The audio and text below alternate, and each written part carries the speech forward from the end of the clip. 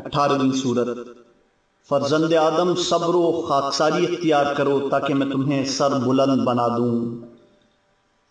اور میرا شکریہ ادا کرو تاکہ نعمتوں میں اضافہ کر دوں،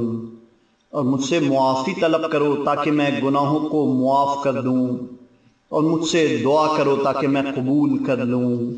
اور مجھ سے سوال کرو تاکہ میں عطا کر دوں،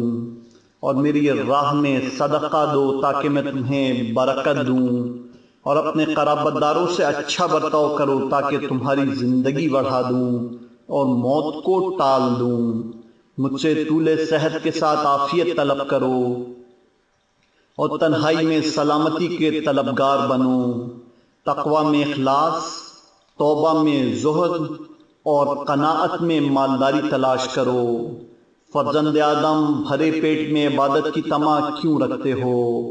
اور نیند کی زیادتی کے ساتھ روشنی قلب کی توقع کیوں کرتے ہو؟